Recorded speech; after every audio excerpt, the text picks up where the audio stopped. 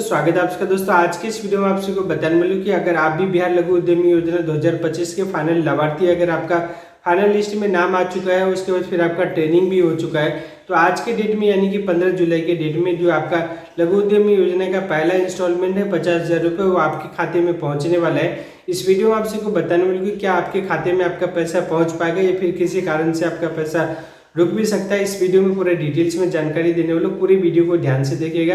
मेरा नाम है सुरेश कुमार और आप देख रहे हैं डिजिटल समाधान। तो दोस्तों बिहार लघु उद्यमी योजना की यदि आप भी फाइनल लाभार्थी, अगर आपका सिलेक्शन हुआ था, उसके बाद फिर आपका ट्रेनिंग भी हो गया, ट्रेनिंग का काफ़ी दिन हो चुका है, महीना 2 महीने हो चुका है, तो आज के डेट में आपके खाते में पैसा पहुंचेगा।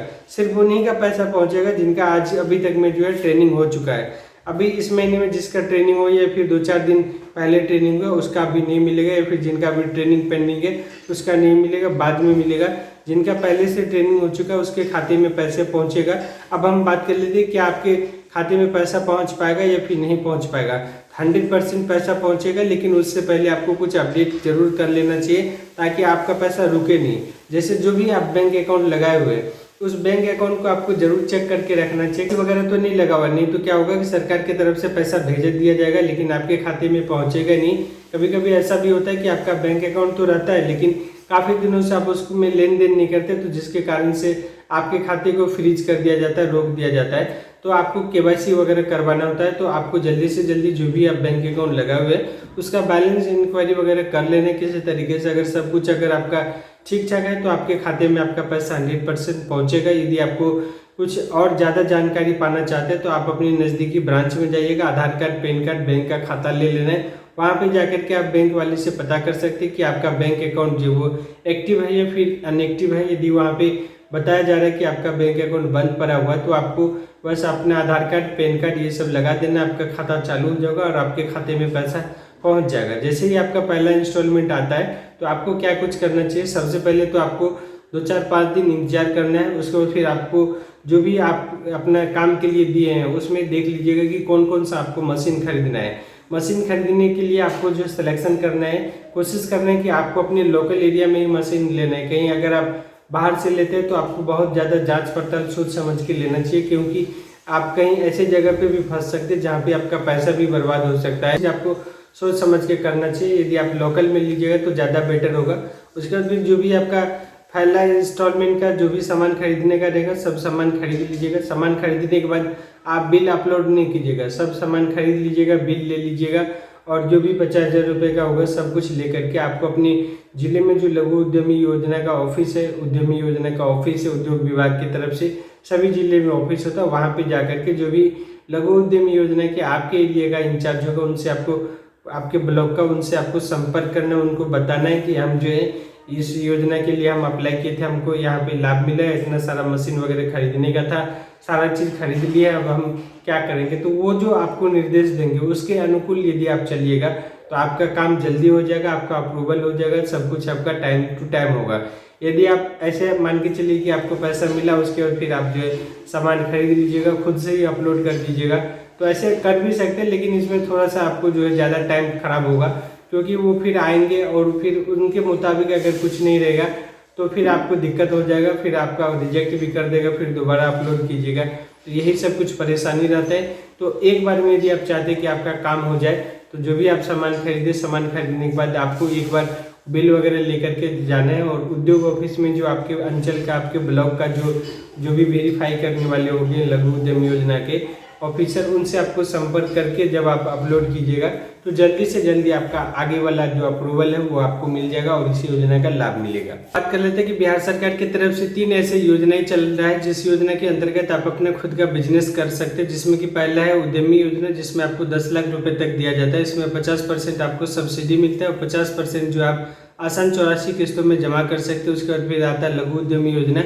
लघु उद्यमी योजना में 100% इसमें सब्सिडी रहता है, जितना भी पैसा आपको मिलता है यानी कि 2 लाख मिलता है 3 किस्तों में, इसमें आपको एक भी रुपये रिटर्न नहीं करना पड़ता है। उसके बाद फिर आता है स्टार्टअप योजना। यदि आप कुछ भी बड़े लेवल का कुछ करना चाहते हैं, यदि आपके पास पे कुछ आइडिया है तो बड़े लेवल का काम कर सकते हैं, सरकार की तरफ से फंड आपको मिलेगा, लेकिन उस पैसे को आपको रिटर्न करना पड़ेगा। तो इसी तरीके से ये 3 स्कीम है, तीनों स्कीम के तहत जो आप अपना खुद का बिजनेस व्यापार स्टार्ट कर सकते हैं। यदि आप उद्यमी योजना में हिस्सा लेना चाहते हैं, उद्यमी योजना का लाभ लेना चाहते हैं, तो बिहार सरकार की तरफ से ये योजना चलाया जा रहा है। इस योजना का लाभ लेने के लिए आपके पास में जो जरूरी का डॉक्यूमेंट होना चाहिए, आपका आधार कार्ड बिहार का होना चाहिए, आधार कार्ड आपका अप टू डेट रहना चाहिए, आधार कार्ड में मोबाइल नंबर जुड़ा हुआ रहना चाहिए, एक बैंक अकाउंट होना चाहिए, जाति आवासीय आय प्रमाण पत्र होना चाहिए और आपका जो एजुकेशन क्वालिफिकेशन है कम से कम 12th पास होना चाहिए। तब जाकर के आप ऑनलाइन कीजिएगा। हर एक साल इसका ऑनलाइन डेट निकाला जाता है सरकार की तरफ से, जो कि उद्योगी वेबसाइट पे जाकर के आप देख सकते हैं। इस साल 2025 का अभी भी बचा हुआ, तो जल्दी से जल्दी आप अपना जाति आवासीय आय बनवा लीजिए। उसका फॉर्म को ऑनलाइन कर दीजिएगा। फॉर्म में ऑनलाइन करने के बाद फिर आपको जो है इसमें यदि लॉटरी सिस्टम से आपका सिलेक्शन हो जाता है तो फिर आपको जो भी आप डॉक्यूमेंट अपलोड किए उसको चेक किया जाएगा। यदि सब कुछ ठीक ठाक रहता है तो फिर आपको इस योजना का लाभ मिलेगा। अगर इस साल नहीं मिलता तो फिर आप दूसरे साल भी ट्राई कर सकते हैं। उद्यमी योजना बिहार में जातीय जनगणना करवाया गया था। जातीय जनगणना सर्वे के मुताबिक ये पता चला सरकार को कि बिहार में ऐसे लोग हैं जो कि अपना खुद का काम तो करना चाहते हैं लेकिन उसके पास में पूंजी का अभाव है, जिसके कारण वो अपना काम स्टार्ट नहीं कर पा रहे। तो उसी उद्देश्य के साथ में इस योजना का शुरुआत किया गया। बिहार में जितने भी लोग हैं जो कि अपना जीवन गरीबी रेखा से नीचे गुजर बसर कर रहे हैं, उन सभी के लिए ये योजना बनाया गया। इस योजना का यदि आप लाभ लेना चाहते हैं तो इसका भी ऑनलाइन रजिस्ट्रेशन होता है, जो कि साल में एक बार निकाला जाता है। 2025 के लिए कंप्लीट हो चुका है, 2026 तक आपको इंतजार करना होगा। इस योजना में रजिस्ट्रेशन करने के लिए आपके पास में जरूरी का डॉक्यूमेंट जो होना चाहिए, आधार कार्ड है, बैंक अकाउंट हो गया, पैन कार्ड हो गया, आपके आधार कार्ड में मोबाइल नंबर जुड़ा हुआ रहना चाहिए, जाति आवासीय आय करंट ईयर का रहना चाहिए। इसमें सबसे मेन इंपॉर्टेंट चीज जो होता है आय प्रमाण पत्र होता है, जिसमें कि आपका वार्षिक इनकम जो 72,000 से नीचे होना चाहिए। तब जाकर के आप अप्लाई कीजिएगा। उसके बाद फिर इसमें भी लॉटरी सिस्टम के माध्यम से सिलेक्शन होता है। यदि आपका लॉटरी में नाम आता है तो फिर फाइनली आपको 2 लाख रुपए तक दिया जाता है, जो कि 3 किस्तों में मिलेगा। आप अपना खुद का काम स्टार्ट कर सकते हैं।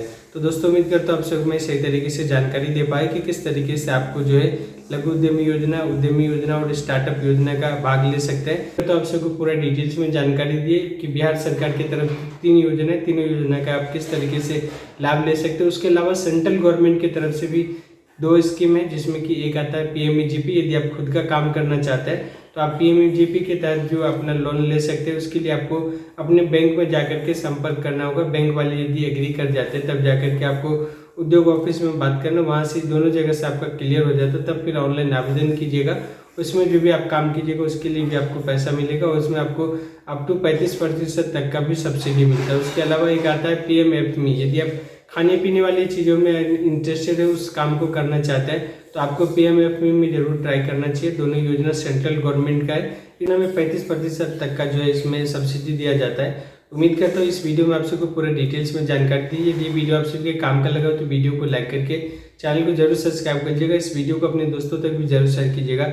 इसी उम्मीद के साथ इस वीडियो को एंड कर रहा हूँ। मेरा नाम है सुरेश कुमार, आप देख रहे थे डिजिटल समाधान। धन्यवाद। जय हिंद, वंदे मातरम।